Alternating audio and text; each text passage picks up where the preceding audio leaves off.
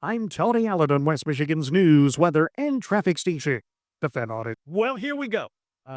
Kevin Yoder is the CEO and lead agent of Yoder Real Estate. This is West Michigan's morning news. Steve Kelly and Rep Kita along for the ride. Kevin, been a friend of all of us here at iHeart West Media, West Michigan. What's this place called?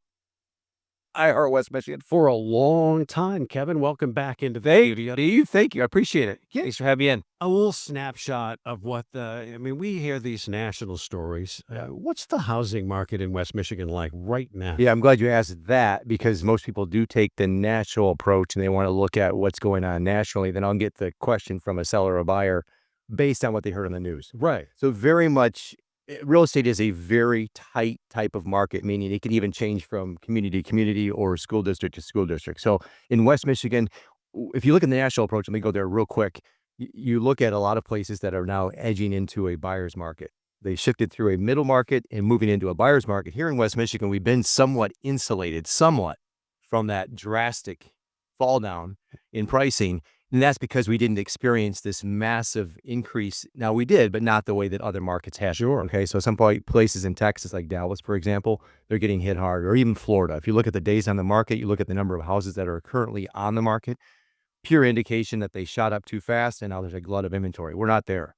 So locally in West Michigan, we moved. This is the thing. Let me say it this way.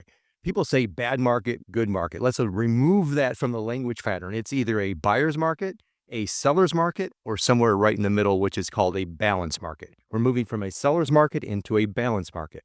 Good, bad, depends on what side you're on, but it's more easy to navigate right now than it was, say, 1, 2, 3 years ago because of that. So hot zips. I love talking that because have they changed at all? I'm down in the Southwest corridor. I see a ton of growth and houses going up in Byron Center and Hudsonville. Yeah. But you have Rockford on the north side. Has anything changed with that? So hot zips, really right now, the hottest markets are those where the first-time home buyers can still get into a property. Right. So you take places like, Northeast, you take places like Alger Heights, those are actually still getting, those prices are getting elevated, but those sweet spots, so like say, think of 3 to 350 right now would still be the hottest type of market because the first-time home buyer market now, if you look at that, it's kind of crazy where the prices are relative to where they were even 5 years ago, 6 years ago. So those are the hottest markets. But yeah, the tried and true, if you look at traditionally hot in West Michigan, would be where the school districts are strongest and demand is highest relative to the amount of homes available. Low demand, low inventory is always going to have high demand. So right now in West Michigan, just across the board, what are you seeing as far as how long a house stays on the market? Yeah, very good question. Days on the market is something that's not tracked nearly enough, but 30 days would be pretty normal in a higher price point, say 20 to 25, and that's compared to say 5 days to 10 days a few years ago. It's definitely changed. Is pricing it right the most important thing to moving your house? I would say yes. In a very short way, yes, it is. And then there's a whole list of other things to do after that. But if you get the price wrong, I always explain it's just like a big, beautiful, bold, colorful billboard in the middle of the desert. The marketing doesn't work. If you're way up here in the market, here's why. Because buyers are very smart. They spend most of their time, even while they're at work, refreshing the computer screen on Zillow. That's true. Waiting for those listings to pop. And they know the market. So if you're up here and they're searching here and they know that the pair of Nikes are $150 at Gazelles and you've priced them at $250, no one's looking at your product.